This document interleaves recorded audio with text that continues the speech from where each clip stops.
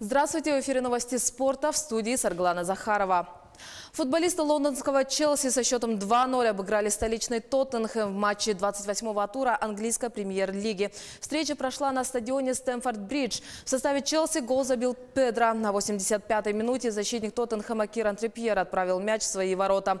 После 28 туров Челси занимает 6-е место в турнирной таблице чемпионата с 53 очками в активе. При этом лондонцы имеют игру в запасе. Тоттенхэм с 60 очками идет третьим.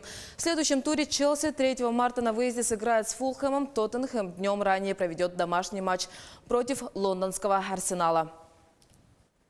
Россиянки Дарья Шмелева и Анастасия Войнова стали вторыми в командном спринте на чемпионате мира по велосипедному спорту на треке. Соревнования проходят в польском Прушкове. В финале российские спортсменки, серебряные призеры Олимпийских игр 2016 года в командном спринте уступили австралийкам Карле Маккалах и Стефани Мортон. Бронзу завоевали немки Мириам Вельте и Эмма Хинце. Шмелева и Войнова в 5-й раз завоевали медаль в этом виде программы на чемпионате мира. Ранее россиянки дважды становились первыми, а также по разу завоевывали серебро и бронзу чемпионата мира в командном спринте. В соревнованиях мужчин россияне Александр Шарапов, Денис Дмитриев и Павел Якушевский завоевали бронзу, обогнав в заезде за 3-е место немцев. Россияне первые смогли завоевать медали в мужском командном спринте, который входит в программу чемпионатов мира с 1995 года. Пропустившая допинг-тесты биатлонистка Маргарита Васильева вошла в состав сборной России на этап Кубка IBU. Он пройдет с 1 по 2 марта в эстонском городе Отепе.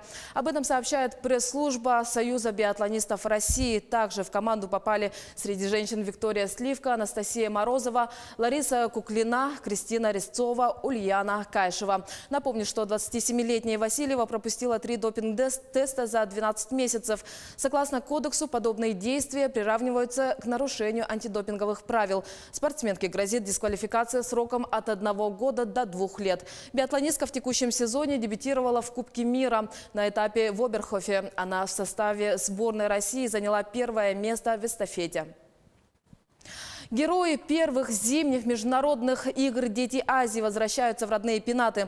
Мирнинские шорт-трекисты уже начали тренировки на родном льду. Игры стали хорошим опытом для молодых спортсменов. Соревнования проходили с 8 по 16 февраля в Южно-Сахалинске. Они собрали более 1000 юных спортсменов из 20 стран. Какие впечатления оставили первые игры в материале наших коллег? Наталья Степанова и Валерия Инешина до сих пор вспоминают об играх «Дети Азии». Первые в их жизни международные соревнования оставили для юных спортсменок приятные воспоминания. Участие в «Детях Азии» они считают большой победой. Я хочу закончить этот год и поехать на Уральск в школу-интернат, потому что там чаще всего выпускаются олимпийские чемпионы. Я хочу там продолжить свое обучение.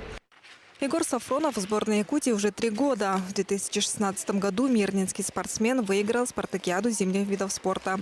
И после этого стал безоговорочным лидером в республике. На международных спортивных играх Егор показал 18-й результат. Говорит, что мог выступить намного лучше. Участники были довольно сильные, даже очень. Те же самые корейцы. Никто им из русских спортсменов противостоять не мог. И вообще там собрались все лучшие спортсмены из Азии. Самый лучший результат в международных спортивных играх «Дети Азии» по шорт-треку из сборной Якутии показала Алина Фомченкова из Якутска. Бесспорные лидеры корейцы заняли почти все места на пьедестале по всем дистанциям.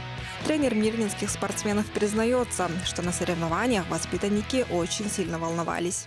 Немножко не хватило девочкам, на самом деле, в эстафете. Они могли в призах быть.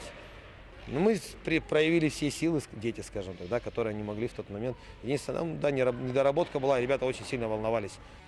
Всего в сборной команде Якутии по шорт-треку было 10 спортсменов, 4 из которых – воспитанники Мирнинской школы. Сегодня они отдыхают от тренировок и занимаются учебой. Следующий большой старт, который их ждет – зимняя спартакиада Якутии. Она состоится в следующем году в городе Нерюнгри. Анна Винокурова, Артур Голиков, Илья Засухин, телеканал «Алмазный край». А в Якутске с приходом первых теплых дней начали открываться катки для массового катания горожан. В этом году силами городских управ их планируется открыть более 20. Уже второй год жителей и гостей столицы радует каток на площади Ленина. Управление делами главы региона планирует дать старт массовым катаниям уже на следующей неделе. Сегодня здесь проводятся работы по подготовке площадки. Сейчас у нас ведутся подготовительные работы, то есть сейчас ведутся работы по основанию катка, потом будут работы по заливке, и мы к 8 марта должны завершить данные работы. Это как бы социальный проект в целях пропаганды здорового образа жизни, то есть это не только для молодежи, но и всего населения города Якутска. У нас здесь в центре очень много административных зданий, то есть сотрудники могут в обеденный перерыв бесплатно тоже кататься на коньках. Также будут совместно с социальными министерствами, Министерством молодежи, Министерством образования проводиться здесь тоже мероприятия для детей, то есть товарищеские матчи по хоккею и так далее. А в вечернее время мы планируем здесь для горожан сделать танцы на льду. Это были новости спорта. Всего доброго.